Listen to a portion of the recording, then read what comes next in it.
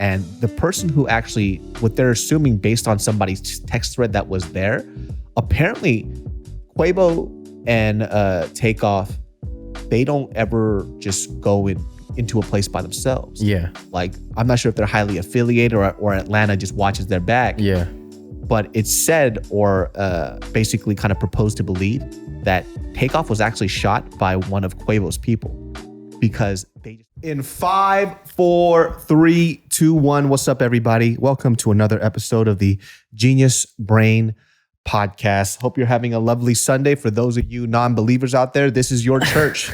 Now you're going to hell, but I'm okay with that. Just kidding. You're fine. You're fine. You're fine. I love you. So obviously things have been popping off. I feel like every time we do a podcast, there's some crazy shit going on every time without fail. Yeah. Everybody just be fucking dying.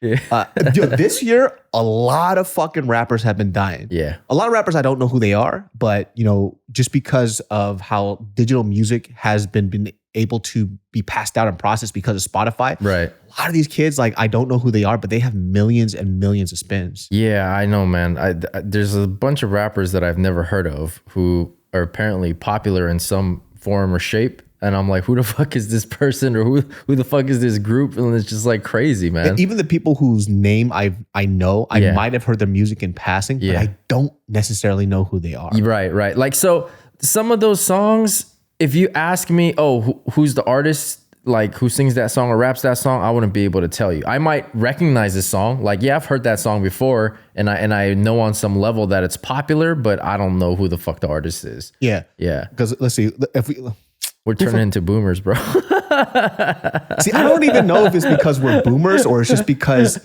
of how, like, the radio doesn't control music anymore. Yeah, of course. Right? So there's so many different artists, because before there's certain artists that people would just push on you, right? Mm-hmm. So what a lot of people don't understand is, like, a lot of people who got radio spins was because of money. They would pay radio stations. They would give them payola, man. Mm-hmm. And basically that's how they would get spins, and you can create these artists. But nowadays it's like, it started with SoundCloud, Bandcamp, and then now, and obviously before that it was MySpace, MySpace, and before that was You Like Hip Hop, exactly, out the trunk of the car, the burned CDs, you sling those mixtapes, and some of them were literally tapes, right? That's where the term mixtape comes from. But yeah, it's definitely evolved into something completely different nowadays, and that's why it's so hard to get familiarized with some of these artists, because we're adults now and we're busy. We don't have the same amount of time that we used to have where we can consume music. Because I used to love discovering new artists and just all the time. Just digging for music. But now it's just like, I don't have too much time or energy to dedicate towards something like that. And then because there's a platform where these artists can just pretty much market themselves and build themselves, a following through no major backing whatsoever. Yeah, it's hard to keep up, man. There's just way too many. Who was the artist that passed away? He was killed at a Roscoe's out in Compton.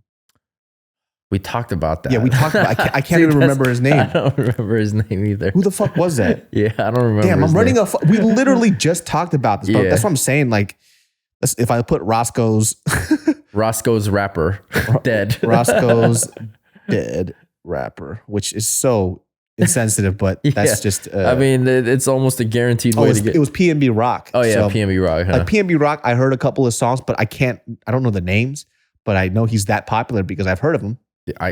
You know what? Prior to us talking about it, I never even heard of him. Crazy, right? I can't name a single song of his, but apparently he was popular enough for it to make headlines. Pop Smoke.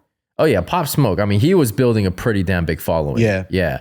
And crazy shit is, you hear this dude's voice and he sounds like a fucking 40-year-old man who smokes 2 packs of cigarettes a day. He's like 20. So fucking young. Yeah, he's a kid. He's a kid just out of his teens. You know what I mean? And then he gets shot and killed, man. How did he die? He got shot. I know, but in what context? Oh, I don't know. I don't know what he was affiliated, so I'm pretty sure it's something to do with that, right? Yeah. He wasn't shy about claiming his hood, so Jesus Christ, man. Well, the person that we're talking about that passed away, which is absolutely shocking, because when we talk about obviously us being dusty and old, but everybody knows who the fuck Migos is, right? Right. Funny shit about Migos, when they first came out onto the scene, I didn't know Migos was 3 people. They all sound the same. It's not even, they all look the same too. So the first time I ever heard them was, I ever physically saw them was the Versace video. Versace. Yeah, Versace. So I thought that it was just the same guy in 3 different outfits. So I didn't fucking know. The only reason how I found out that Migos was 3 separate people was from an episode in Atlanta. Okay. And my fucking mind was blown. Well, it was thanks to Donald Glover, Childish Gambino, that they got the shine. Because they were doing music well before, he shouted them out when he was winning the award. But it was after that where overnight sensation. Everybody was on that. The Bad and Bougie, remember? Yeah. And then they just have become kind of a mainstay in pop culture and hip hop culture since then. So Migos is interesting, right? Because they're all related. Yeah. So that's what basically we're talking about. Takeoff was actually it is Offset. Yeah, Quavo, Takeoff, and Offset. Yeah. And Takeoff is the one that we're talking about who passed away. Right? Who was shot. Yeah. So their story is very interesting because, when they first started coming on, right, they were actually, I think they're the rappers that made the, I don't know what they call it, the triplet rap. They made that really popular, right? Well, they call it the mumble rap. Yeah, the mumble rap, the triplet thing, Versace. Yeah. They were the ones that kind of really made it pop off, and everybody bit their swag after. And I remember reading up about them a while back, and if you're a huge fan of the Migos, correct me if I'm wrong, but I heard 2 of them were actually super into sports, and it was actually Takeoff, the one that passed away, that he was the one that was pursuing music the hardest. So the other 2 relatives, they were I think they were in football. Yeah. But either way, music was kind of their side thing. And Takeoff was the one that was pursuing music. So he was performing as much as he can. And he's the one that took it seriously. So he was the reason why Migos actually popped off, because he believed in the music. Which is ironic because it's arguable that he's probably the least popular member out of the 3. Interesting, right? Yeah. He was the one that wasn't really talked about a lot. Yeah. Because from what I've read online, in terms of his personality, that's just his personality. He's quiet. He's not very fucking flashy. And he's the one that loves the music. So he's kind of the heart of the Migos that people don't really know about, because he's the one doing everything behind the scenes, which is kind of sad because he's the one that's very subdued and he's the one that passed away. Yeah. So if you guys don't know a lot about this, because this happened really recently, obviously the news is going to change a lot, but just from going online, reading on Twitter, going on Reddit and reading a few articles about this, which is probably the only reason why Reddit is good. It happened at a bowling alley out in Atlanta. Yeah. And there was an altercation between Quavo and whoever else at the bowling alley I forgot which floor. It's the 3rd floor of this bowling alley. It's a pretty popular bowling alley out in Atlanta. And it was a group of fucking 40 people. And apparently they were shooting dice. They were shooting dice or die or whatever, what the fuck it is. Yeah. And something happened, and the person who actually, what they're assuming based on somebody's text thread that was there, apparently Quavo and Takeoff, they don't ever just go into a place by themselves. Yeah. I'm not sure if they're highly affiliated or Atlanta just watches their back. Yeah. But it's said or basically kind of proposed to believe that Takeoff was actually shot by one of Quavo's people, because they just started blasting then he got hit by a stray. So while they were fucking shooting at the other people and they were the first person to attack, fucking Takeoff got hit accidentally. Wow. Yeah, I didn't know that it was possibly their own people that he got hit with the accidental stray. But yeah, because they just started spraying and fucking Takeoff got hit. He was the first person to get hit. Yeah. And apparently too, they were saying that other witnesses were saying that he was just chilling. Yeah. He was quiet. He wasn't getting into the altercation that Quavo was getting into with the other person. Yeah. And then Takeoff was just quiet as fuck. And then when shit started popping off, he stood up and then he got shot, dude. Wow. Did anybody else get shot? See, that's what I'm not familiar with. There was a few other people who got injured, but nothing fatal. Nothing fatal. Takeoff was the first person to get shot and it was a fatal wound. Wow.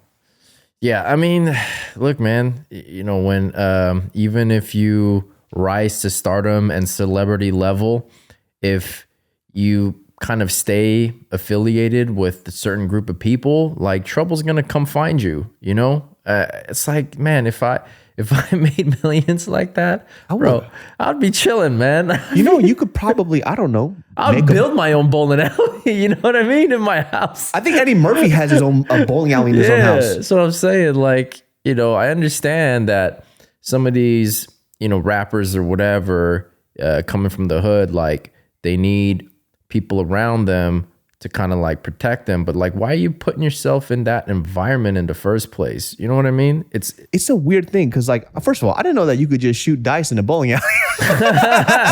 Well, you can shoot dice. I mean, you can play anywhere. Yeah. You just need a wall. Yeah. Still, like, like, yo, fucking the Migos. Fuck, you shooting dice in a bowling alley in Atlanta. Yeah, bro. What the fuck is going on? No, I mean, it's just like what they grew up with. You know what I mean? Like when you're out there playing in the streets, like I said, all you literally need is a wall, and it's a form of gambling and entertainment for them. So, and I know because in my parents' store back in the day, before the area kind of got cleaned up a little bit. Yeah. And I say cleaned up in terms of, I don't know if anybody disliked it because I didn't dislike it. So and I mentioned it on the podcast before, when I was growing up at my parents' store, every Thursday, Friday, and Saturday, there was a food truck named Moe's. They would come by, and then everybody would have a block party every Thursday, Friday, and Saturday in front of my parents' store. Wow, on the block. That's some dedication to have a block party 3 times a week, bro. Every Thursday, Friday, Saturday, there was a block party.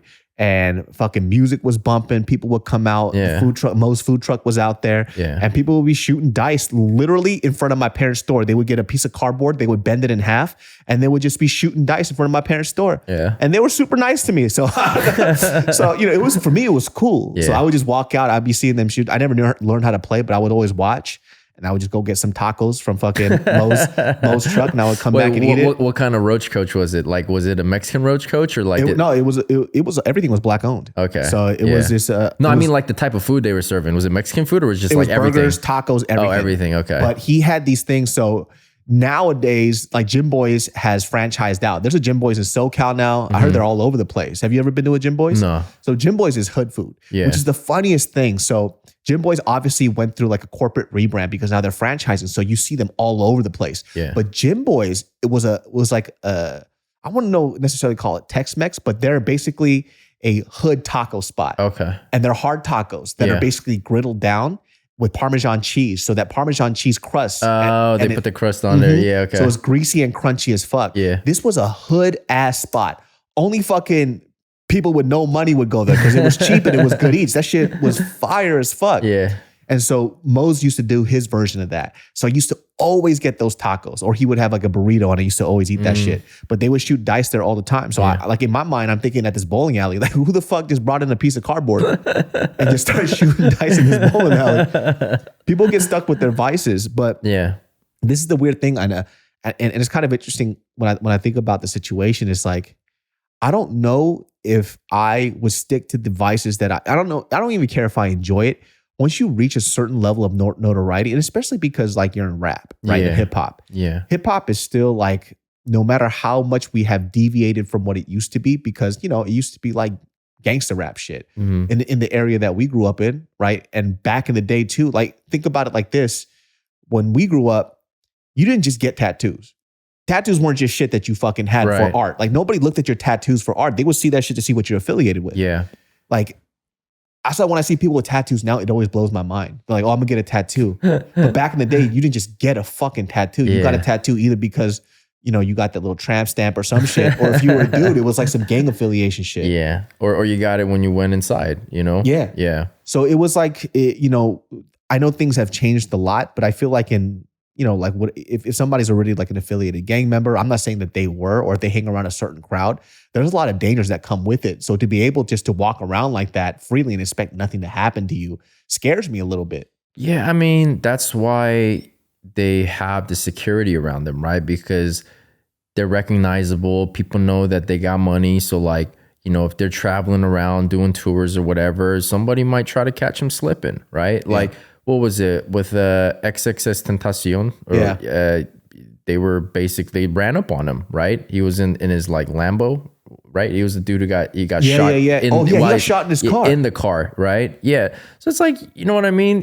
I don't think the dude was out looking for trouble or anything. It just happened. Yeah, it just happened because I don't know. Maybe somebody I vaguely remember what the story was behind like the dudes who shot and killed him. I don't know if they were people that he had beef with, or they were just trying to rob him, what the situation was. But I'm saying it's like you can get it anywhere, right? And so I understand the need for people with guns around you. I mean, hopefully it's like security people who have the license and like probably they can not legally carry. But yeah, once it becomes kind of more of a hood thing, like you just hiring your homies who's strapped up, like this motherfucker Stevie Wonder trained. Just his eyes they're not trained professionals, and it can get out of hand really quickly in that sense, right? Whereas, you know, a trained security guard who might be even ex-military, right? They know how to assess the situation and kind of read the room and look for any potential threats but you just got a dude, your homie with a gun. Yeah, with a gun. Just start spraying. Yeah, it's like as soon as shit pops off, it's like, yeah, you bust it out and you start capping. Like, he literally killed the person he was supposed to protect. That's crazy. Yeah. There was a nurse who was there too. I guess she lived in the neighborhood and she heard the guns. There's always a nurse. There's never a doctor either. There's always a nurse on the scene trying to help somebody. So the nurse, she was kind of she wrote like a witness account of what happened. And she said she heard something pop off, and you know, her being a nurse, she heard people screaming or somebody screaming, and the person that was screaming was actually Quavo. So Quavo was screaming, and then she runs down and she realized it was the Migos, and she sees Takeoff, and she goes, by the time I already got there, he was dead. Like his eyes were already rolled back, his head was up. Yeah, he already passed. Yeah. But the funny thing is, like when there was comments that were writing, and she was like defending herself. People were like, "Why didn't you give him CPR?" It's like, first of all, you fucking dummy. Are you a medical fucking professional? The fucking audacity. Yeah, because, and she was explaining too, it's like, in that situation, you do not give CPR. Like people watch TV and they go, listen, I know what to do. Yeah.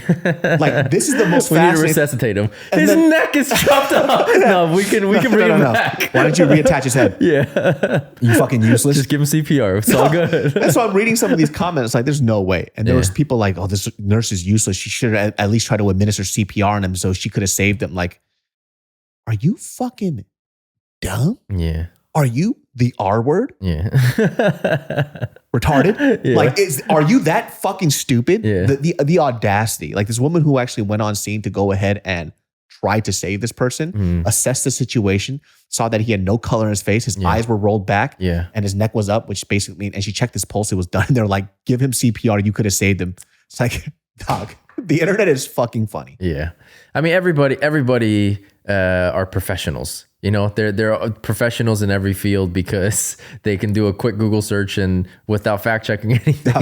A buddy of mine who's a doctor, he was telling me this funny ass story. I was talking to him on the phone, and this was about a month ago. But he was out in New York, and when he was out in New York, he was at a club. And one of the things that a lot of doctors apparently don't like doing is letting people know that they're doctors, because immediately everybody looks to them to do some shit. Right. And it's not because that they don't want to work or help people out. It's because they can't help everybody in these situations. Exactly. And they'll be liable for things. Right. So they don't, you know. Like, oh, you're a doctor. I've been having this crazy itch on my dick. Can you take a quick look at it while you're here? Dog. I'm just getting coffee, my man. Bro. So this fool, he's at a club, right? And then he goes to a club with one of our mutual friends. And one of our mutual friends is a little fucking dummy. You know, so somebody at the club, apparently like in a booth, starts having like a seizure. Oh shit, okay. And collapses. Yeah. And so my buddy's telling me, he's a funny ass guy. He's just like, as I heard about this shit, I was like, I hope nobody finds out I'm a doctor. I'm just trying to get my club on right now, and guess bro. what our mutual friend does? He's a doctor. He can help. And he looks at him like, you fucking out of your mind? So he goes, okay, let me go see and assess the situation. So he walks over to this person at the club. Yeah. This person is, you know, convulsing or whatever. He's on the floor. He's like, okay, let me see what happens. And of course, because the person who's a doctor who actually has like medical knowledge should be helping this person out. Other guy comes in, not a medical professional at all, comes up, he grabs the guy's leg who's on the floor, he's passed out, lifts it up, and he goes, what are you doing? He goes, I'm trying to help. He goes, stop. Yeah. Don't fucking lift his legs and move out the way. He goes, oh, just trying to help. He goes, what are you fucking doing? Like, you guys are asking me to come over. Yeah. Don't touch him. Yeah. And so he's assessing the situation. He looks at his friends and he goes, so what drugs were you guys doing? He goes, we don't do drugs. And he said he looked at it, he rolled his eyes. He goes, all right. Yeah. He goes, you know, either way, we're going to find out. Right. What drugs was he doing? And they're like, no, we're not doing any drugs. He goes, All right, then he's dead. Yeah. Like, what are you I'm out of doing here. I'm out of here. He's like so fucking irritated right now. He goes, so I'm here to help. You have one guy who's administering like whatever CPR, shaking his legs.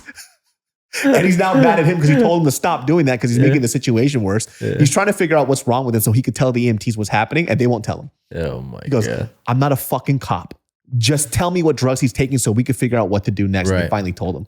But he's like, this is why I hate doing this shit. Because it's so annoying. Everybody's an expert. Well, that and, you know, it's the liability aspect of it, right? Like you mentioned. I don't know what kind of possible legal trouble you might get into because I don't know how it works with doctors. It's like, are they able to, because it's like an off-duty doctor, the same thing as like an off-duty cop. Yeah, I don't know. Right? I don't know either. I should have asked. Yeah, I don't know how that works, but you know, either way, it's just hilarious that they find out he's a doctor, ask him to come over to help, and then the guy tries to do some crazy shit like lift his legs up. Hey, I'm just trying to help my man. It's like, I didn't ask you to do that. He's like, stop touching. Oh, I think too, he told me like one of the guys were like grabbing him and dragging him. They're like, stop touching him. Man. He was like getting so pissed off. Yeah. It's just the worst situation ever. And you know, the crazy thing about the Quavo situation is like the Offset or Takeoff situation. Well, Quavo, apparently Quavo, it was an altercation that Quavo started. Yeah. That got Offset killed. Right. Like he has to live with that for the rest of his life. That's his nephew, you know. His fucking nephew. Yeah. But again, man, it's just one of those things where it's like, I feel like, because I don't think anybody expects to get killed at a bowling alley, but then you also have to kind of assess like, okay, what part of the hood is the bowling alley in? What kind of people are going to be there? Like, you know what I mean? I feel like you got to use better judgment, especially when you have that kind of visibility and like it's wealth scary. But you know, you can't fault them for going out to have a good time. It's just that, I don't know, man. You gotta use better judgment, because like even with the whole Korea situation, like right, all the deaths that happen. We gotta talk about that. I forgot about that shit. Yeah, in Itaewon, right? Almost 150 people died. You know, cardiac arrest, got crushed to death. When I looked at that, I was like, you know, that's sad that many people lost their lives. But what a fucking shame that they lost their lives like that. Yeah. You know what I mean? Like the need to party was greater than using comments. Like, bro, because there was a ton of footage that came out from that whole thing, right? People shooting videos from like hundreds of feet away. You could see what that fucking street looked like. If I saw that, I wouldn't go in. Nope.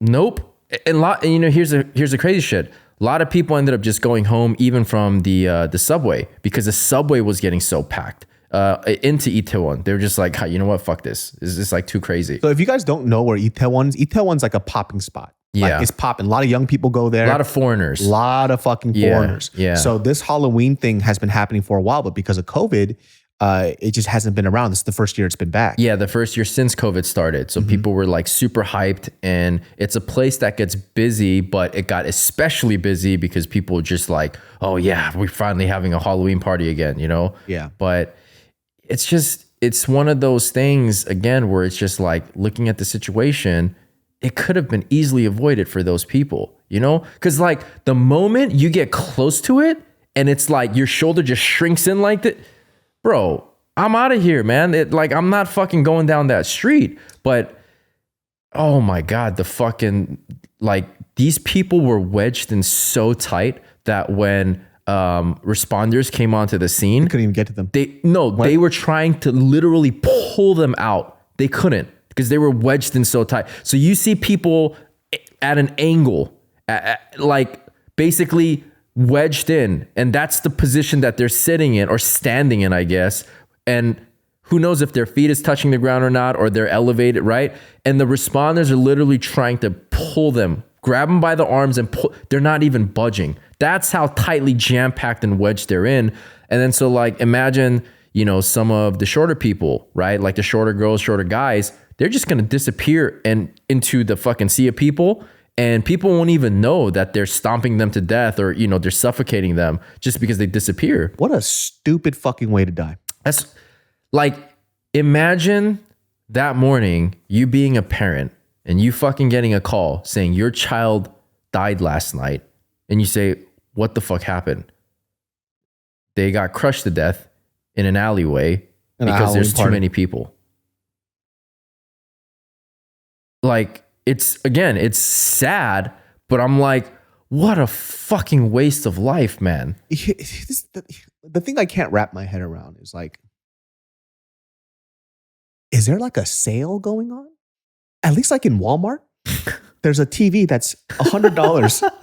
It's a 4K TV that's 55 inches. That's $100. And people gotta get it. I'm not saying that it's a smart idea for you to trample people to get that TV. Yeah. But I'm saying, that's a $100 TV. Right. At this point, So I was also reading. I could read Korean, so I was like reading like other Korean accounts, and they were saying that there were people that were saying, "Don't go in there, don't go. Like go back home. People are dying." Yeah, and people still went in. Yeah, they still went in. They were saying people are dying, and they're like, "Oh, I don't care," and they still went in. Yeah, I don't ever want to hear people talk shit about America anymore. Everybody's dumb. Yeah, I mean, the thing is, like the Walmart example you brought up and kind of like how it mirrors against this situation in Korea, there definitely was negligence in terms of like the planning of this type of shit happening. Like, because the city should have planned for that, right? And they should have had safety measures in place to make sure that type of shit does not happen, like that a crowd crush does not happen. Just like in the Walmart situation, they should have had a plan in place to make sure that these people are coming in an orderly fashion, not just hey, you guys need to stand 100 yards away, and when we say go, everybody just run. It's like they were doing it for their own self-entertainment at some point. How do you even have fun when you can't move? That's what I'm saying. I guess like logically for me, like once again, I'm not sitting here making fun of anybody who passed away. Mm-hmm. This is not me making jokes. I'm trying to understand, how are you having fun when you can't move or see or do anything? Or even before you get to that, why would you like willingly go into that? That's the part that blows my mind. Like, claustrophobic or not, if I see that and it's a straight up no I'm like, nah, whatever is going on in that alleyway is not worth me trying to fucking go through that. And this could also be too, just like people living on the internet and not knowing anything. Yeah. They just don't know anything at all. Like in general too, just for me on a defensive position alone, I'm not trying to go anywhere where people are touching me like that because I could get stabbed up. People could swipe my shit. Right. And people are just like, no, fuck it. It's okay. Yeah. No. Like, I don't understand the fucking logic behind this. You did not have to lose your life. That's what I'm saying. Like, my mom was actually calling me about it too because she was like, I feel so sad because imagine like if you, when you were 18, and she goes, well, I don't think you would have ever gone to something like that. I was like, no, you're 100% right. I wouldn't have. Yeah. She goes, but waking up one day and you're trying to call your kid or your kid's not coming home and you found out that they died from going to a party. Yeah. Some people weren't even found for like a few days. Yeah. Because it was just people literally piled on top of each other. Was it Travis Barker, the concert? No, Travis Scott. Who's Travis Barker? I'm sorry. Travis Barker's the Blink 182. My bad, dude. Yo, Travis Barker, my bad, bro. I said Travis Barker. Yo, Travis Scott, my bad. Travis Barker's like, yo, it wasn't fucking me. I didn't do this shit. Yeah. But Travis Scott had his concert and it was the same situation. It was the exact same thing. There was a witness account, somebody who survived this situation where they said that when they were either crowd surfing or whatever, they fell through and they were having a good time and they didn't realize that when they looked down and they were pressing against the floor, that they were stepping on people. On like 2 layers of people. Yeah. And like this girl freaked the fuck out. Yeah. Because she didn't know that she was stepping on people. Yeah. And then, that's how some people died. Yeah. And, whenever you read or hear about like the account of what that sensation is like, it's crazy because people just say that you are moving without any like... it's like an ocean wave, right? Right. Any power of your own. You just go wherever the momentum is going. And that's scary, man. Like for you to not be able to physically do anything and you just like moving along with whatever, you know, shift is happening. And again, some people's feet aren't even touching the ground. Yeah. You know, like that's, and then it just gets tighter and tighter and tighter until, you fucking get crushed to death. You have cardiac arrest or, you know, like I don't understand that shit. I still don't understand how when people saw that crowd where nobody is moving and they were like, oh, let me just go into. Yeah. I don't get it. That's the part that blows my mind too. Like that's the disconnect for me. It's just, again, like when you see that, why would you willingly decide to be like, yeah, that seems fine. Yeah. Or matter of fact, maybe they're not even thinking, but like, why doesn't it stop you to at least assess the situation? Like, do I really want to go into that crowd? That shit looks super fucking tight, you know? And the crazy shit is like, man, there are people partying right across the street, literally don't even know what the fuck is going on, which is that hundreds of people have died. Like their fucking music is still blasting. They're fucking chanting, you know, sex on the beach. Like, yet literally right across the street, this fucking mayhem is happening, you know? It was just a disastrous situation all around. And again, it's like not to take anything away from the people who lost their lives and the family members or like, you know, the friends and family that knew them. But it's just, when I look at it, it's like, again, it's sad, but I'm just like, why, man? Why the fuck did you put yourself in that situation? You know? I don't know, man. Like I'm already claustrophobic as it is. And the only reason why I liked Halloween growing up was because of the scantily clad floozies walking about. And it's like, it was the best. It's just the candy for me, man. I love candy, so. I'm in a different candy, dude. That shit was fantastic, man. I'm like, what are these floozies? Yeah. No, I mean, that was good when we were like in college, right? Like when the now. Halloween parties where all the girls are dressed up. I love it. Because it was funny too, because there would be like certain homegirls too who never ever dressed like that, but they would only do it for Halloween. I know. I'm like, dude, when did you get those titties? I had no fucking idea. They've been hiding them, man. I know. You're usually a scrub. Yeah. What is this shit? What the fuck? Like, it was the best time of the year, dude. It was better than Christmas. I shouldn't say dress up. I should say dress down. The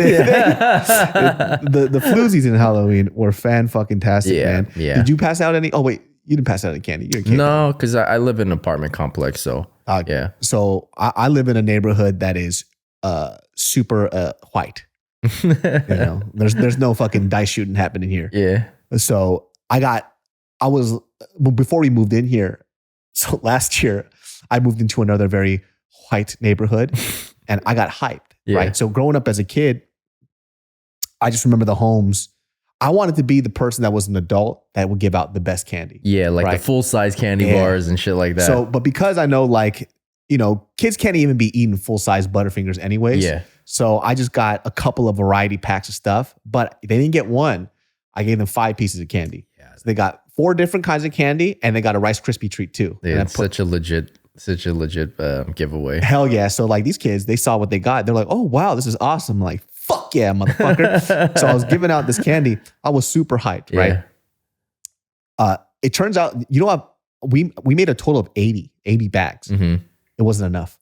Damn. Like the neighborhood I live in has all children. Yeah. So they were coming in fucking droves. Yeah. Dog. One of the things that I hate, it's like my biggest pet peeve, is when a fucking adult comes to my house. That shit pisses me off like none other. But are they in costume or are they just... I don't give a fuck.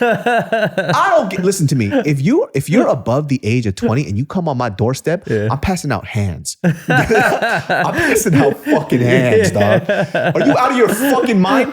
So I was outside and I was like out in the front, and people were already starting to trick or treat. It was a little early. I saw this grown ass man. By the way, this is not adults or like their older brothers or sisters that are coming with like their younger siblings. Yeah. I'm talking about a group of like 4 like 18, 19, 20-year-olds.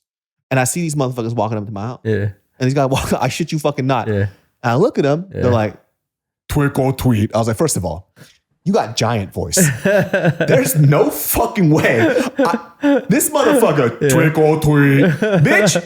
And I'm like, no. They're like, are you here to get candy? He goes, yeah, can I have some candy? I'm like, no. I literally told him, no. I was like, these for the motherfucking kids, bro. Yeah. I was like, did you come here in a car? Yeah. I was like, you ain't getting fucking candy, dog. If you can afford gas in your car, you're not getting tweak or tweet. Hey, you know what though? Last time I went trick-or-treating, I think I was 19. Bro, I would have thrown fucking. No, but that was like kind of a one-off type of thing where it was something like my ex at the time and we were some friends, and then we're just like on Halloween night, we're like, hey, what do you want to do? And then we didn't have any plans. So it was just like, hey, you guys want to just fucking trick or treat for old time's sake? Like just go for like an hour or two. I'll tell you something. I would have shot you on sight. So we did it for like an hour or two. I mean, we didn't get a lot of candy. It was just more for like nostalgia purposes, If I see a group of 4 adults come to my house asking for candy, dude, I would shit in your bag. Yeah. I was these fools, I was like, bro, are you seriously going to try to take candy from these kids? Yeah. Because imagine if I gave the candy to these guys. There would have been 4 kids without candy. Yeah. Absolutely not. And they were going, and then, it's funny thing, I was talking to neighbors, they're like, did you see those fucking adults like trying to get? I was like, yeah, who the fuck are they? They weren't even a part of the neighborhood. They were just going around trying to get candy. I'm like, you guys are haters, bro. Nah, dog. Like I said, I was about to pass out some fucking ass whoopings that night, dog. I remember specifically one of the adults when I went that time was like, because I wasn't in costume. I was just wearing street clothes. Like, yeah, what are you supposed to be? I was like, broke college student. And they laughed at like, fair enough. I mean, it's true. I'm not lying, I'm not doing none of that shit, dude. Yeah. Like, even like when I was in high school, like I remember like a couple of my high school friends, like 14, 15, they're like, we're going to go trick-or-treating. I'm like, y'all a bunch of fucking losers by fucking going trick-or-treating see, 14, 15. At that age, it wasn't even like a consideration. It wasn't even brought up. But like, yeah, it was just like, just something completely random. It was like, it started off as a joke. Like, should we go trick-or-treating? It's like, yeah, fuck it. Why not? Let's do it for old time's sake. I hate you. Honestly, it brought back like good memories because, we didn't overstay our welcome with that memory. It's just like an hour or so. So there was this time at my parents' house, motherfuckers. First of all, we were never the house that would pass out candy, right? Yeah. Number one, I was poor. I couldn't afford shit. Yeah, you're the ones who turn off the lights in the living room. Because number one, I just didn't have. We were broke. Yeah. No fucking shit. Like buying candy for us was not an option. We could barely afford food. Yeah. So buying candy for other people was like, we don't got this. Because also my parents were, donating. They're helping out the church and shit too. So that's where all of our money went. But fucking these kids, it wasn't even kids. They were like, I don't know, I would say junior high, and the other one, like a few of them were in high school or whatever. And how old was I? I think I was like a senior. So they weren't even, number one, they weren't going to my high school. So I don't know who the fuck these motherfuckers were. And told them, I'm sorry, we don't have any candy. Yeah. And so as I'm walking out, they leave, and my mom was asking me to throw away the garbage. She's like, cool, I was about to throw away the garbage. I see this fool with an egg in his hand, about to egg my house. Yeah. I beat the fuck out of this dude. And his friend, it was like 2 people, it was like two guys, just watched. Bunch of pussies, dude. I got so fucking mad. This guy's blind too. Yeah. Picking this egg, and I'm literally watching this motherfucker chucks the egg at my house. I'm in the front. Yeah. I'm right there. Yeah. Fucking pissed me off. Because I was super cool. I was like, hey, bro, I'm sorry. We don't have any candy, man. They're like, oh, cool, whatever. They walk by. This guy's about to egg my fucking house. Yeah. I beat the living fucking shit out of this dude. That was the thing, though. That was the thing when we were younger growing up, is that like, people's houses got egged when TP'd. Yeah, or TP'd when they didn't give out candy. But yeah, when you're young kids, you're not thinking about, oh, maybe they're not in the best financials. You're just like, oh, what a fucking party pooper. Y'all whack as fuck, I don't give a motherfucker right there too. Motherfucker old enough too. You was probably like a sophomore or some shit. Oh, fucking motherfucker. Yeah, if I saw somebody egging my house at that age and I'm standing there while they do it, yeah, shit's going down for sure. Shit was fucking ridiculous. It's weird now too, just because of how I think and what I do now. Like, even to go back to talk about like the whole Migos situation, like, how you were saying too, like some people have like old habits that die hard because they're so used to living a certain lifestyle. Yeah. I'll go back home, like see the place that I used to kick it at, and I'm looking at these motherfuckers like chilling outside the liquor store. I'm like, you fucking vagabonds. Like, look at you pieces of shit. And I was one of them. Yeah. But I look at them and I get scared. I'm like, oh my, look at these motherfuckers. Like, I can't go back to doing shit like that. No, for sure. For sure. And that's what I'm saying is just like using common sense and just being kind of practical about the situation and assessing the situation. Be like, you know what? Nah, whatever it is that I need to go there for, it's not worth it. It's not worth it at all. It's not worth it. Especially when like, you could always tell too when somebody's about to start shit, like you're walking in and they just fucking mean mug you. Yeah. They're staring. I'm like, this is not worth it. I'm just going to go somewhere else. Yeah. I mean, it's nice actually not getting mean mugged anymore. Maybe because I'm at an age now where like, yeah, I am almost a middle-aged dude. So it's a nice change of pace to be like walking around in places and not getting mean mugged. Because that was happening like well into my college years, that I was still getting mean mugged like when I'm at certain places. I'm just like, man, come on. I'm just trying to live a fucking normal life, man. I don't want any trouble. But I don't know, man. I guess when you look a certain way or you're of a certain age, because let's be honest, even for us around college time, things were still a little, Yeah. It wasn't nowhere near what it is today. Yeah. For sure. Yeah. You still had to kind of be careful when you're going out, right? Now it's a lot more peaceful and people in general seem to be a little more friendlier. But back then there was a good amount of unfriendly people that you had to kind of look out for. And yeah, just like being in front of a 7-Eleven, fucking drinking a Gatorade after playing basketball for a few hours. I got mugged at a fucking AM PM when I was a kid, dude. That shit fucking sucked. Those were some of the worst spots to be at late at night. Yep. Because that's where all Too bad this was in broad daylight. Okay. That's pretty bad then. In the store, in front of the fucking worker. The worker didn't do shit. He didn't do shit.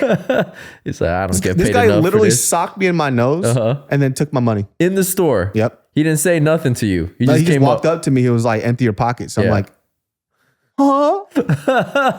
I'm hella young. Yeah. I don't know what the fuck is happening. Yeah. Right? They call it like whatever, not the bystander effect, but it's like when you normalize these weird situations, you don't know how to react because it's not in your normal reality. Right. Empty your pockets. I was like, huh? Yeah. So they socked me in my fucking nose. And they took my shit and I was crying right there. And the fucking guy just watched the whole thing go down. I'm you like, didn't even call the cops? No. Wow. I think he was scared too. Wow. But that guy too, he was in my high school.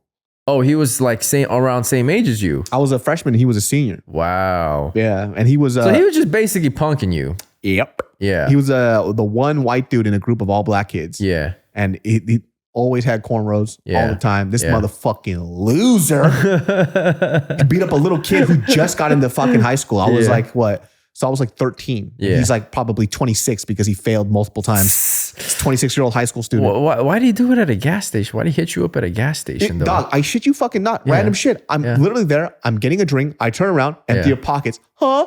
Blip, socks me in my fucking nose. And then he just takes my shit and then he walks out. Wow. That's it. Yeah. He wasn't even laughing, nothing. Yeah. He just took it like it was his. He almost took my money as if I stole his money first. Yeah. I never heard that kind of shit happening at a, broad daylight. Broad daylight at a fucking AM PM, dude. I would never, people have asked me this question too, or they, I think people in general ask this question. They go, if you had a time machine and you can go back in time, would you do it? I'm like, nope. Lovely Genius Farts, this podcast is brought to you by BetterHelp Online Therapy. My friends, I have been using BetterHelp for quite a while now. You guys already know I'm all about focusing on your mental health as much as my physical health, because I can't work on my physical stuff unless I'm working on my mental. And I will keep on saying that because when I decided to focus on my mental health, I became a better person inside and out. There are times where I felt like I couldn't talk to anybody.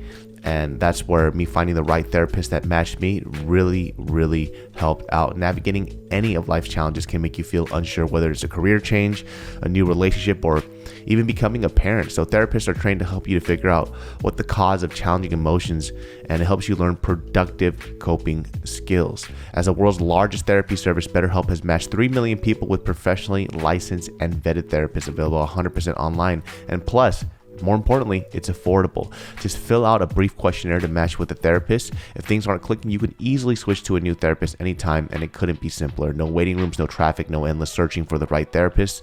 Learn more and save 10% off your first month at betterhelp.com/genius. That's BetterHelp, HELP.com/genius.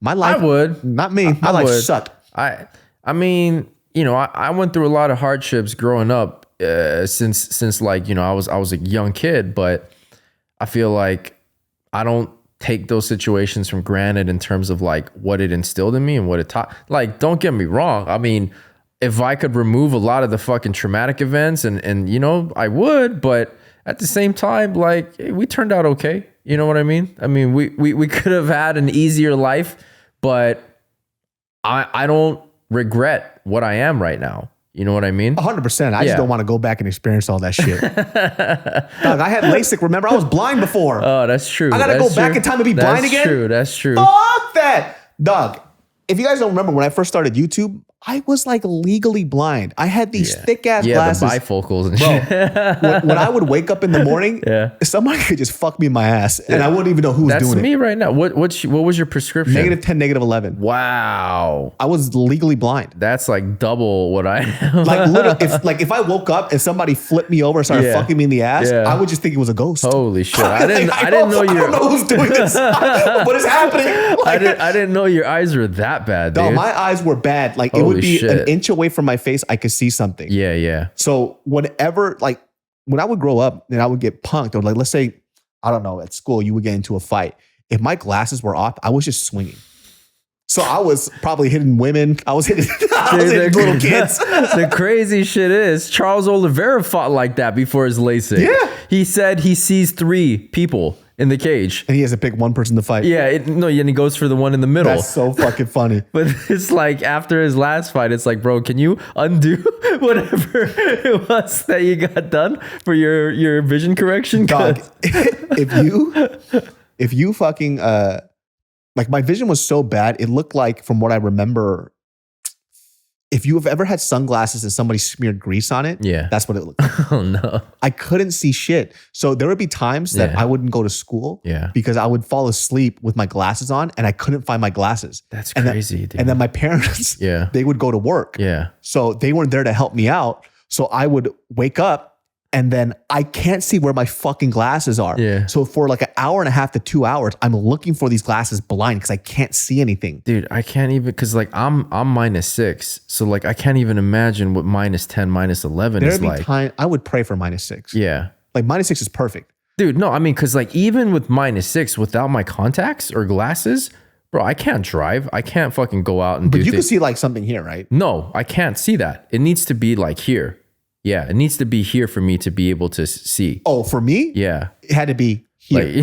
Like right in. Like, so I used to do this thing where I wanted to see how bad my vision was getting. Yeah. So I remember when I first started testing it out, I would measure my hand distance from the wall to my nose. So it would be like this. If you guys were watching this on video, it's like me doing like a shaka sign and like this. And I remember it just started getting closer and closer and closer to the point where basically my pinky and thumbs were touching. And I'm like, okay, now it's this. And it got to this point. Dude, I didn't even realize I had bad eyes until like middle of high school. Like, people always thought I was angry and dogging people because I was squinting. I just couldn't see shit. I just couldn't see shit, you know? Are you so mad, bro? Like, I can't see. And like, I'm just trying to fucking look, bro, you know? Yeah. And then there was like a mandated like vision test or whatever, a physical thing at school. And then that's when I found out that I needed glasses. And like, your eyes are bad. I'm like, I didn't even know you wore glasses. I've never seen you wear glasses. Yeah. So I only wear glasses at the end of the night when I'm like all washed up, take out my contacts. But then I don't like wearing glasses out because it's not comfortable for me. Yeah. So I'm always wearing contacts instead. But I need to get LASIK. It's like, I mean, you should. Yeah.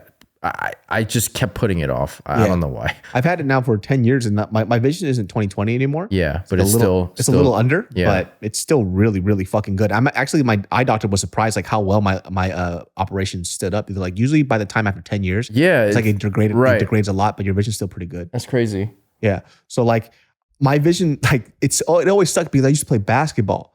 So I didn't want to wear the goggles, so my glass would always fly off. So my lenses were scraped. I know. All the fucking time. Yeah. And like just being blind, I can never go back to that shit. Like I remember when I first got, I So I got this other thing. It wasn't called LASIK. It's called like ICL surgery. So where they have a permanent contact in your eye. Oh, okay. It's essentially what people get when they have a glaucoma. Yeah. Okay.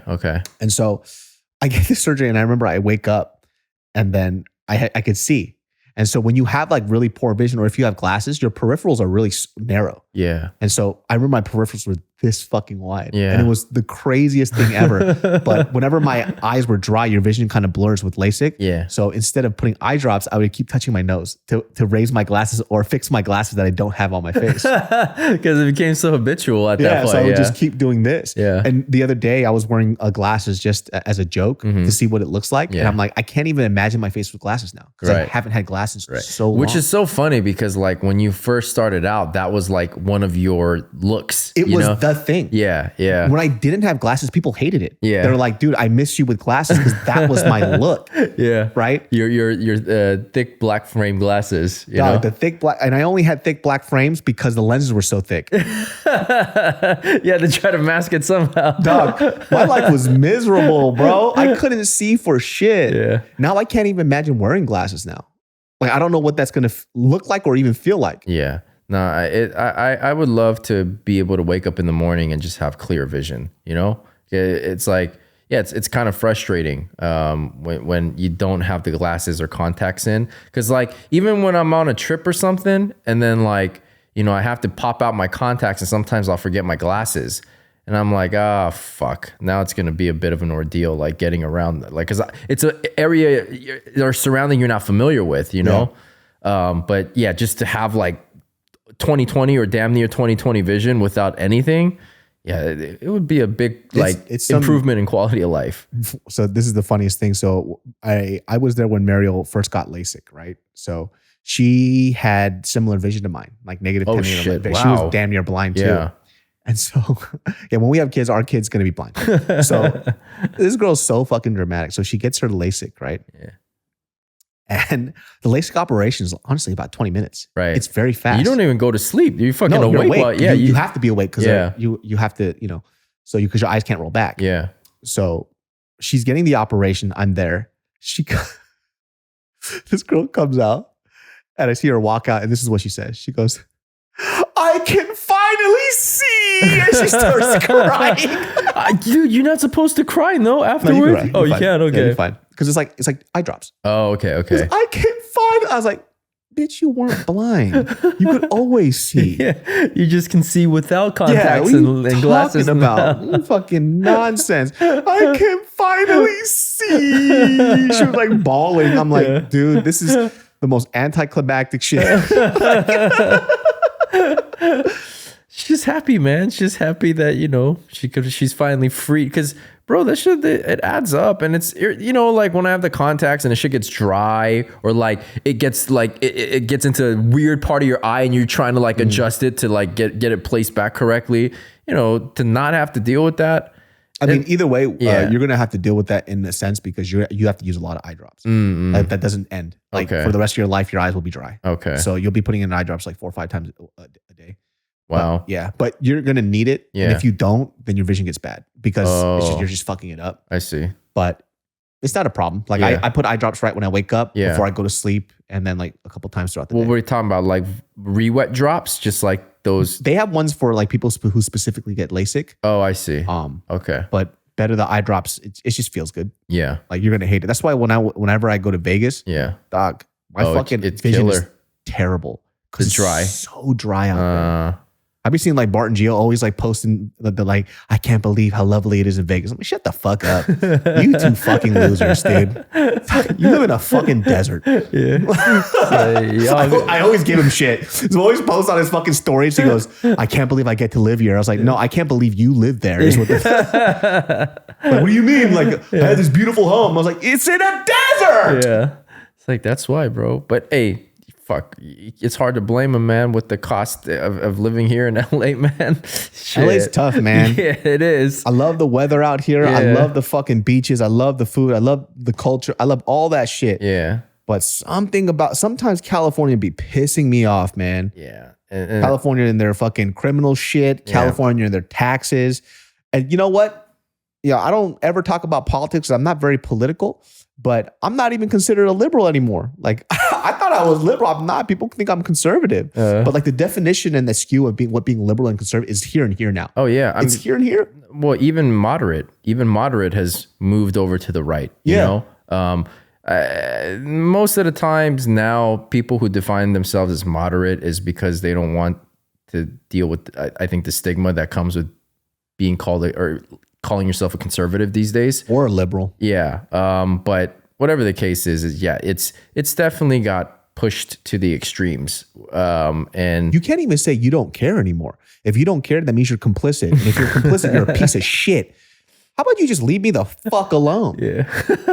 Let's start with that, bitch. Yeah. Like that's the thing I've heard. I see constantly online. They're like, oh, you don't care? Well, why are you a fucking American? Hey, I don't know. How come my nuts aren't in your mouth, dude? How about that, bitch? Let's start with that. Yeah. How about it's okay for people to say, I don't know. It is now the rhetoric where you can't say, I don't know, even though I don't know is sometimes the most honest thing you can say. Yeah. I mean, I personally haven't seen, like attacks from stuff like that, but at the same time, it doesn't surprise me. Just kind of the landscape of like left versus right and everything in between. It's just gotten so out of control, and there's a lot of hate, man. There's a lot of fucking hate with what's going on. I mean, after Nancy Pelosi's husband, got attacked, it's like politics aside, he got physically attacked.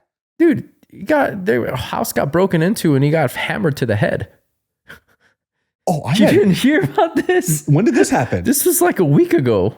What the fuck? Yeah, dude. No way. The person who broke into the home was looking for Nancy Pelosi, but she was away on a tour doing stuff for work. But Paul Pelosi, your husband, was there. This guy's an 80-year-old man. He's fucking like so fortunate he survived this shit. He survived? He survived. He got surgery. He was in the hospital for a while, and yeah, he's gonna make a full recovery apparently. But he took a hammer to the head, man.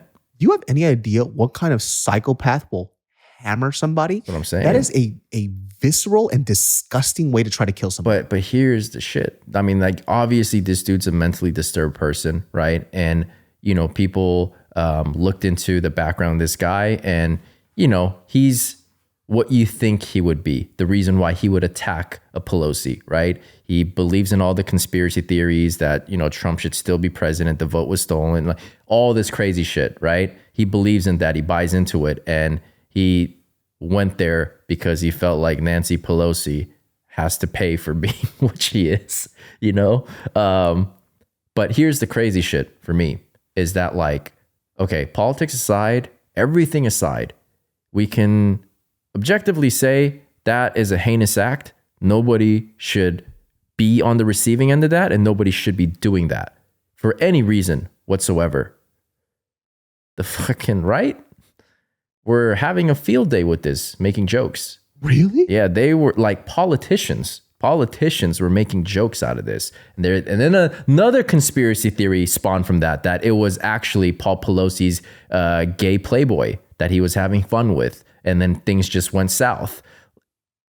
It's wild, bro. It's like, how do you, as a person who's an actual politician, not even just somebody talking politics, an actual politician, how can you fucking make light of a situation like this, regardless of whether they're on the opposing end of whatever you believe in? It's like, dude, just as a human being, like that shouldn't have happened no matter what. But that's what I'm saying. It's so far off the fucking rails now that they're making fun of and making light of a situation like that. And it's just crazy to me. Like I don't give a fuck if you're left or right, man. As a human being. Yeah, just as a human being getting attacked in a vicious and brutal way, like with a hammer, nobody deserves that, right? I know. Putin, maybe. Yeah, that's why I was like, hold on, let me backtrack here because no, but Paul Pelosi definitely didn't deserve that, and it wasn't a situation that was. How do you break into their home? See, so that's the big mystery, right? Because shouldn't they have like security? That's what I'm saying, right? Like you got these people who are not only like multi-millionaires, but they're public figures. they live in a private community. Like, how the fuck did this guy? Those bodyguards are there too. And shit. They fucking don't know how to do shit. Yeah, so I'm not really sure how he got into it. Like, he broke glass to get in, and then like some of the conspiracy theory that came is like, but the glass shattered outside. If he smashed it from the outside, shouldn't have the glass gone inside? Probably both ways. You've never shattered glass. It goes everywhere. Well, I mean, it depends on the thickness of the glass and all that too. But these people on the right were having a fucking field day with coming up with all these theories and crazy shit of like why this is so funny and why he had it coming. And it's like, oh, but that's the what's so disheartening and what's so sad about it is that like you're getting dehumanized because of your political affiliation. Oh, you're on the left? You're a fucking piece of shit. And whatever happens to you, well, you had it coming. That's what you get for being a piece of shit liberal. Oh, you're a fucking conservative? That's what you get for being a piece of shit conservative. You had it coming to you. But I will say this. I don't see the left making light of misfortune that might come to the right. But at the same time, you don't have crazy people on the left attacking, physically trying to attack and harm these politicians on the right. Whereas there was a governor, I forgot from which state, where there was they foiled a kidnapping plan. They were trying to kidnap this woman governor. So like the crazy shit and the more physical harm that's trying to be brought onto the politicians is more happening from the right side on to the left side. I don't think there's, at least in recent history during Trump's era, there's been like a physical attack or a plan to physically assault or kidnap somebody on the right side. So it's crazy, man. Yeah, I don't know. I don't keep up with any of that stuff. All I know is I don't like any of them. I don't like any of you motherfuckers. I don't like any extremists. I don't like anybody without like some type of reason. I don't like anybody who doesn't like to have conversation. I don't like any of that shit. Yeah, man. So it's like somebody who is hyper liberal, I fucking hate you. If you're hyper fucking, conservative, I fucking hate you as well. I hate all you motherfuckers, right? Yeah, it's just really unfortunate and really sad that we're in a state where you can't have a civil conversation about things anymore. I mean, we never have to agree on everything. I mean, that's just the reality of the world, right? Everybody's going to have different opinions, different viewpoints on things, but like, come on, man, we're still human beings at the end of the day. We should be able to have a civil conversation about it, but it's not about that anymore. It's about tribe mentality. It's about, oh, if you're not with us, you're against us. And as a result, then we need to destroy you. It's like, no, that's not what it is, man. But that's what it's become. And it's fucked up, man. It's really fucked up. Well, I found out something new today. I had no idea that happened to that 80-year-old man. Yeah. He fucking bludgeoned almost to death. That's fucking nuts. Yeah. Well, guys, before we wrap up this podcast, let's talk about the Scrt Society Fall line that's about to drop. For those of you who have been asking about the Genius Brain stuff, man. It's, the thing is, right, with that, I don't even get into the specific things that have happened because they won't, like, it'll sound like I'm bullshitting. Yeah. It'll sound like it's lies, but that's been the situation. That's been the situation, guys. So much shit, unexpected, unforeseen things have happened during this process. I mean, this was supposed to be a relatively pretty straightforward production and fulfillment, but it in production, you just can never expect what can go wrong. Even if you've been in the industry for a long time, which I have been, and I've seen this shit that go wrong, these were first times, these were first. So it's unfortunate. This is not the experience that any of us wanted you guys to have, especially for first-time customers. Like, this is the first time you're purchasing a Scrt Society item, but truth of the matter is a lot of these things happened and there was really nothing we can do. We could have done about it to like expedite the process. And now we're at the tail end of the reproducing everything. So we're going to hopefully ship before this week is over. Today is what? Today's a Thursday. A Thursday. Okay.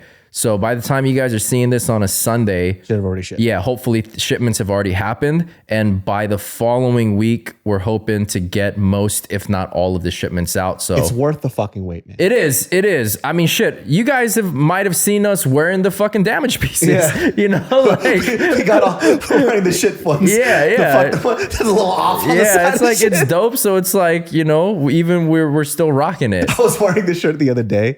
And then I had it hung up. I was like, damn, this looks good. I was like, oh, that thing is shifted. It's not in the center. Yeah. I just had it bothers me so much, but I just have to ignore it. Yeah. But, you know, those are the pieces we can't fucking send out. Right. I just can't, we just can't do it. No. It was, we had to do what we did. And it wasn't ideal by any means, but in order to maintain the level of quality that people have come to expect from the brand, and there was no way around it. So, well, let's talk about some of the new pieces that are coming out in fall. Now, in the previous, we showed a few of the other pieces, but there's some pieces that we didn't get to show. Yeah, we have a tote coming out. Listen, I know you guys love our bags. Our bags be going out.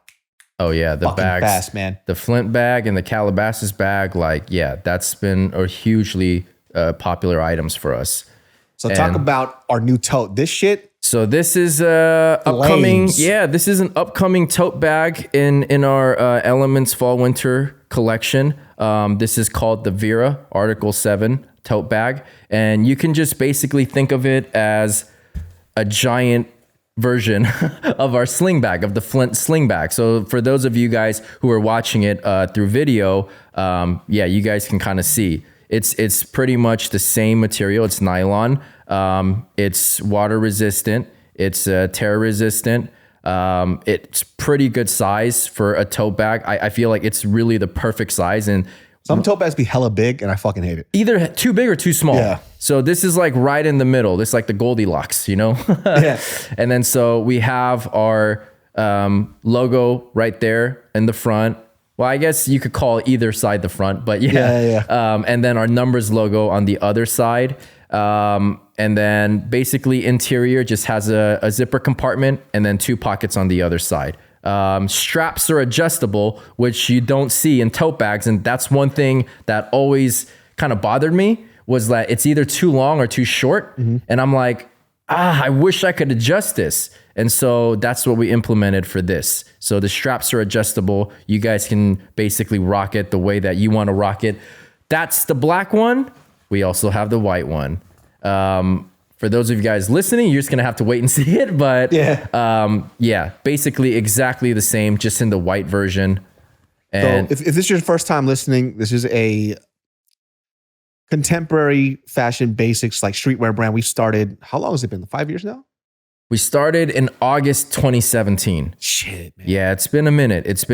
But the thing is, we also had about a 2-year hiatus period. So I wouldn't call it like 5 full years. Yeah, it's like 3-ish years. And we made our comeback last November, and we're about to hit that full circle moment with this new fall winter collection with that 1-year mark. And one of the things is too, is like, a lot of people ask, in my 12, 13 years of being on YouTube, I don't think I've only done merchandise twice. Right. Once was when I first started, and it was such a headache. I didn't want to deal with it. We had this brand called Go for Broke, which was another clothing line. And that was kind of based off of like, it was like people who I wanted to represent. It was like anybody who were like dreamers who wanted to push and, kind of pursue what they wanted to do. We donated that to the Go for Broke Foundation. If you guys don't know what that is, look it up. All the proceeds, all the clothes, everything, the name, all of our IP, everything. We gave it to them. Yeah. And then this isn't merch. This is a full-on clothing line. No, this is a clothing brand. And it's hard. This is not a merch brand by any stretch of the imagination. This is a clothing brand. And it's not going to be hard to be able to know that once you visit the website and you take a look at the stuff, and again, for the people who are watching, the stuff Dave's wearing right now. So the long sleeve tee is going to be the first time we're introducing a long sleeve tee. We previewed this in a previous podcast before, and we had mentioned it, but I think it's important to reiterate. The tees this time around is a custom knit fabric. So this is going to be one of the softest, most comfortable tees you're going to ever buy. So we knit this fabric ourselves. So this is custom made. And then so we're getting this made here in LA, custom knit here in LA. The sweatpants this time around, the difference between the Elements collection sweatpants and the Back to Basics sweatpants is that we went for a more tapered look this time around because we wanted it to kind of be interchangeable between like a casual and like semi-formal type look where you could pair sweats with something that's a little bit more semi-formal, which we have here, right? In these knits. So these are knit sweaters. Now, cool thing about this is that part of the content is from recycled polyester. And so like, any opportunity that we have to be more sustainable, we're going to take it. And so when we found out that we can use like recycled polyester for this program, that's what we did. Just again, making steps towards being more sustainable, and everything that we do is ethical here in LA, right? With the factories. So these are the new knits. Super sick. These are so soft. It's so soft and it's so nice. And then we have very subtle embroidery of our logo here in the back. And then so this is the taupe color. And then we have this, which is a heather gray color. And here's the thing too, guys. This isn't like a solid color. You're gonna see different tones in here to make up the color that it's that we're calling it. And so this heather gray, same thing here with the logo on the back. And also these items come with the hang tags. You're gonna get the SS medallion here. And then this is just our classic hang tag. And then next color here is the charcoal color. Then finally, this is probably my favorite one. My favorite color so far is the moss color. Between this and taupe are probably my favorite colors, the first one that I showed you. But to be honest, all of them are dope. It's just, you guys are going to definitely be happy once you get this, feel this, and put it on. Dude, show them the crop pants. The crop pants is what I'm excited about the most. Yeah, the crop pants too. So it's kind of a 2.0 version of our Chico pants that we did in our first Strange Times collection when we launched. I'm actually wearing it right now for those of you who are watching. And with this, we just kind of revised it again. We kind of polished, I guess, so to speak, the look of it. And so it's a little more tapered. It's a little bit more shorter for that clear, like cropped look. These aren't just made short and you don't sag them to make it normal. They're meant to be like this. We have the classic embroidery that we had, the numbers embroidery, numbers logo on the back. We have these hidden pockets here, and we had bellowed pockets that were visible in the first one, but we wanted to kind of keep it clean here. And so we have the side pockets here instead now. So super comfortable pants. We are going to have them in two colorways, this black one and this heather gray one. And here's the thing is that like when we were developing this, the heather gray one, we're like, you never really see like pants in heather gray. You usually associate like bottoms in heather gray as sweats. But we thought, dude, it would look pretty fucking clean if we made, pants in that. So we decided to go with the heather gray color here. And you'll notice when you get it, it'll be very versatile in terms of like interchanging with different pieces. Whether it's a simple tee, whether it's like one of these knits, whether it's a hoodie, a sweater, like it pretty much pairs with anything. I mean, that's the cool thing about that. Because we're like contemporary, like fashion basics. Yeah. Everything from our first line till now, you could wear all of it. Everything's interchangeable. Everything is interchangeable. Yeah. And that's what we're trying to do, man. We're just trying to get you guys like great quality everyday items that literally anybody can wear. Like all of our stuff too. Like I really think that if for those of you out there who don't, like fashion isn't your like thing, right? Or, like our stuff, you can build your closet with this and then for sure build statement pieces after. For sure. Like that's what I wear my shit all the time. Yeah. Yeah. That's kind of the whole, I guess, purpose around why we make what we make is that it's just something that you're supposed to be able to wear anytime, every day if you want. And again, have it be interchangeable with anything. And so like you can dress this up or you can dress this down. It's completely up to you and how you want to do it. And that's why, again, even with the sweats, we went for a little bit more of a tapered look this time around instead of a baggier, because the baggier sweats look tend to be more of a casual look, more of like a home look, or you're just going out comfortable, right? Don't get me wrong, these are still comfortable. These, the fabric on anybody who's bought from us, or at least are familiar with the brand, they know that like fabric, we always pay close attention to trying to get the best shit that we can possibly do, especially for our price points. And I don't think people understand like just how hard it is for us to do domestic production for a lot of our stuff and keep it at the price points that we keep it at.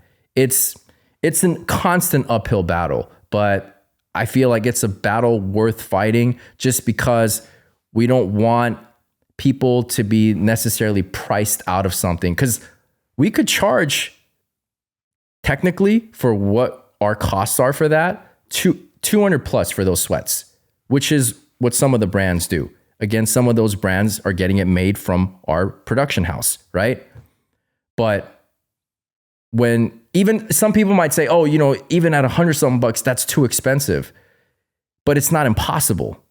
For some people, $200, $300 for a pair of pants might be impossible to get, And so, yes, I know our shit's not cheap, but it's not impossible to acquire. Yeah, it's not cheap, but it's also not cheap. Yeah. That's the thing. There you go. Like, That's the hard thing. It's like, how do we work as a company to show people like fast fashion has its place, right? When you need something really quick, you're on the go and you know that you're going to wear this 3-4 times, it's going to obliterate and you're okay with that. That's fine.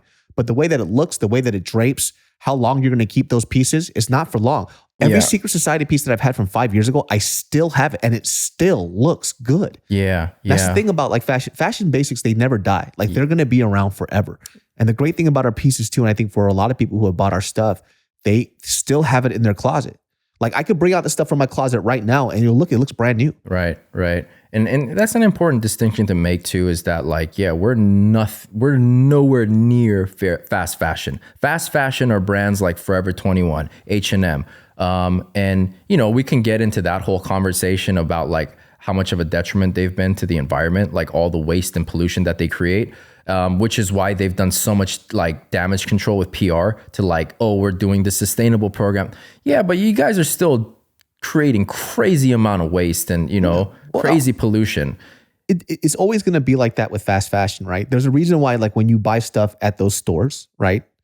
And you get it and the next thing you know, you wash it and it disintegrates and you throw it away and you throw it away. Yeah. Every time I go to a fucking thrift place, right? We go to, it's all H&M shit and it's not wearable. You can't wear this shit. Yeah. So, understand what you pay for, right? And at the end of the day, like I said, we understand, like some people will be like, it's out of my range. It's like, that's okay too. I never want people to break their bank to buy anything from us. If you see value in our stuff, then please do. Yeah. Right. Yeah. If you see value, you love the way that it looks and you know that you're going to keep it for a while, then please spend it. Don't save up your pennies and use your whole bank account for this stuff. Like I definitely don't want that. But if you do spend money, I want you to know that your money is well spent and it's worth it. Right. And I think that's something that, I'm always happy about to hear is that like people who go out on a limb and maybe they don't normally spend that much on a t-shirt. Yeah, and I'll get some of the pieces too. Yeah. So like people who go out on a limb and buy pieces from us and they might say, oh, normally we don't spend this much on a tee or on sweats or whatever. And then they get it and they're like, but this was worth every dollar that I spent. Like I can understand why this is quality and what sets you guys apart from these other brands that they've purchased from. So yeah, this is an item that a lot of people still want us to bring back, which is the Odin coat. Inspired by, Japanese kimono. And I think it's still one of the sickest pieces we've ever made, I still have this. This shit still looks brand fucking new. Yeah. This is like one of the GOAT pieces for us, we definitely got to bring out another coat. Yeah. And so like, if you guys kind of see the evolution of our brand from like the beginning, from when we first had launched till now, like when we had first launched, it was very in line with the whole contemporary basics concept. Mm-hmm. And then as we made a comeback, we ventured a little bit more into basics, into contemporary basics, because, you know, at the time we had very limited resources, very limited manpower. Like nobody knew who we were. I mean, it was like basically resurrecting from the dead, right? And it was really hard to get to like flesh out a collection properly, just because, we didn't have the resource to put towards it. And so we went more like basics. But now as we're growing back and you know, even just speaking on that, the momentum that we've had since we've come back has been absolutely phenomenal. It's been crazy. And it's thanks to you guys. It's really thanks to you guys, because we've had this conversation internally, like just amongst the team, like, the shit we're making is dope, but how are people going to respond to this? Yeah. None of us were able to know, because we didn't know if our previous customers even cared anymore, if people even knew that we're still existing. Like, that's the hard part too, man. Like, I think for me, you know, one of the most difficult things about this is that we have to battle the idea that somebody online is actually creating a, not just like clothes, but a brand. Mm-hmm. That's hard, man. Yeah. It's hard, like going against people who are like, they're still selling like the swap meet fucking sweater for like $80. And they're like, well, how come theirs is 80 and yours is 100? It's like, because ours not swap meet shit. Yeah. Like, and you know what happens with these swap meet sweaters. They're soft when you wear them. You wear them once, they shrink at the waist, and the fucking, the fleece on the inside feels like shit after 2 washes. Like, this is what we have to battle though. Yeah. And it's it's an uphill battle, but I think it's worth it. And you know, when we get people to finally buy the pieces, they understand, and it's worth every fucking penny. Yeah. And I think that's kind of a testament to our quality and our pieces. I mean, we have repeat customers because they've purchased from us and they recognize the value in what they're getting, right? And we always say this, man, we're trying to offer you value across the board: design, quality, price point. Like, we want to give you the best shit you can possibly get for the dollar that you're spending, you know? And that's something, like I said, that we're always going to try to maintain. It's hard. It's so fucking hard. You guys have because costs are constantly rising. Fabric costs are rising. Production costs are rising. We have inflation. You know, we have tariffs that are rising. So it's not an easy thing to do, but also it's important that we point that out for you guys to understand why our price points are slowly increasing too. Because in order for us to grow as a brand, like, we're not a nonprofit company, guys. We're a for-profit company. And in order for us to grow, we need enough revenue to come in. We need enough of a profit margin to come in so that we can flesh out our collections more and more, beef it up, release more things. But if we keep it at just the same price point while our production costs and our raw material costs are going up, it doesn't make sense. That's just not smart business. And we're already selling, just to be fucking straightforward, you know, we've had conversations with people who are on a production line who they see what we make and they see the price and they're like, you have lost your fucking mind. Yeah. Like, you cannot. Our own production guys like, bro, you cannot be selling this at the prices you guys are selling at. And I'm like, look, I know it's not the, I guess, smartest business decision, so to speak, but at the same time, that's what is making us different, you know? And that's something that I always wanted to bring to the market, like to fill that void of like, dude, we could give you quality pieces and you can buy quality shit, but you don't have to fucking go broke or like save for months on end trying to do that. Yeah. So, you know, we're trying our best with that, guys. And we have to like play a game with it. Like, some items have like, you know, better margins than others because like we're not making as much here. So we need to have a little more here. And then, so like there's a balancing game to this thing, but it's not easy figuring out like a very competitive price point. So far though, we've been managing and I hope that we're able to continue to do that. And I feel confident that we will. But yeah, this fall winter collection coming out is going to be kind of like, it's fucking amazing, man. I'm telling you, like, our pieces have been getting better and better and better. Yeah. And like every season that we continue to make things, it's going to be dope, man. Like, I got to say, man, like, this has been a struggle, but we definitely make things different. Yeah. And here's the thing too, right? Is like with the growth, it's not like we're just sitting back now. It's like, oh, hell yeah, we're fucking growing and making money and just like pocketing. No, you guys can tell in our output, we're reinvesting all of that shit back into growing our catalog, growing our collections, growing our offerings, trying to do it bigger and better each time. Like, have you ever seen us like with our major collections?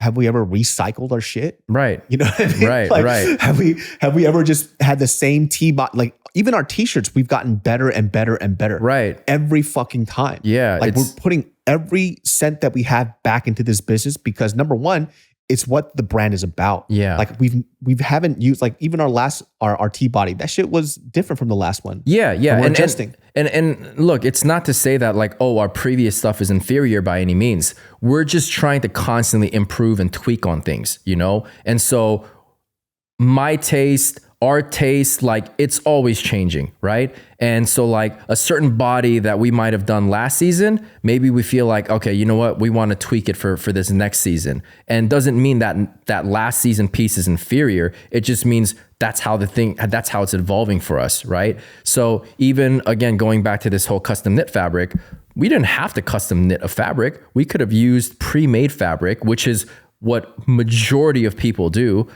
Custom knitting is something you do. Anybody on this YouTube space, it's not a majority. It's every single Well, person. not even YouTube, just fashion in general, right? I'm saying for me, because I was on YouTube. Okay, yeah. Every person. Yeah. It's not to say that they're doing something wrong. Yeah. I'm just saying that this is the transparency of like the effort that it takes for us to create this stuff, Right. That using, already made fabric is the standard is what I'm trying to say. And like custom knitting your own fabric happens once you like more well established. We're not necessarily at a place where we should be doing something like this. Well, most people too, like I think like when they start a clothing brand, it's just for them, it's let me find this blank and put my logo on it. And that's the extent of what they're doing. Yeah. So once again, that's not wrong. Yeah, nothing wrong with it. There's nothing wrong with it. But we're always trying to do something that sets us apart, not just because it's the right thing to do or it's the thing to do. It's just you make better shit that way. Yeah. If you want to be a part of like this fashion world, you have to love it to the max because this shit is difficult. Yeah, it's very fucking hard. Very difficult. And we're not trying to pull a Kanye and say like, oh, I'm sorry, his name is Ye. We're not trying to pull a Ye and say, oh, I want everybody to wear my shit. And then he does like a fucking Gap collab brand and their fucking sweater is $200. Yeah. And it's a crop top sweater that comes up to your nipples and then it puffs out. Put inside of a trash bag. Yeah, some fucking weird ass shit. Yeah. You know what I mean? Yeah. Well, and look, it's not to knock on that. There's a lane for that. Yeah, there's a lane for that as well. But the point that we're trying to make is that we really care about what we do. We're passionate about what we do, and we're constantly trying to improve and grow so that we can give you guys better shit, because that's a win-win. We're happy with the shit that we're producing. We're happy with us being in line with like our philosophy with the brand and the whole point of this brand being created in the first place. And again, you guys get dope shit in return. So, we really thank you guys for your continued support. It's just been absolutely amazing. The whole team, we really feel it. We really feel the love. We really feel the support. And our hope is that we can continue to grow together, do much cooler shit, because even with the shoot that we were doing for this fall winter collection, I had this like grand idea in my head, and then I had to stop myself. I'm like, we don't got the money for that, because I had a very specific vision I wanted to like execute on it. But it's like, it's that one of those things where it keeps you motivated, right? It's like, we can't do that right now. And it's not to say, oh, I'm disappointed with what we were able to execute, right? But it's just like, you have these like, I call it fantasies. Yeah. When you guys get the pieces too, when you do buy it and take a photo and then tag us. Yeah, I want to please, guys. I want to see it. Yeah, because we're selling it. Our last stuff, we sold out of almost everything. Yeah, but, you got to show us what it looks like. Yeah, you got to put a photo on there. Tag me. Yeah, I mean, we want to see you guys not only just tell us that you're happy with it. Show us. We really want to see, because it gets us excited. It gets us happy. It's be hard. Yeah, and it's just look, one of the best things that we've experienced is just like us walking around randomly and seeing people in the clothes, and they might not even know who we are. That's like so cool. That's how okay, it's able to stand on its own as a brand and what we're offering. So yeah, guys, just show us. We really want to see you guys in it. And if you tag us, maybe we'll give you something in return. You never know, right? Yeah, who knows, man? We always be you doing might that get giveaways. A little something. Maybe we'll give you a little gift card. You know, maybe we'll give you a little personal discount code. Hand job.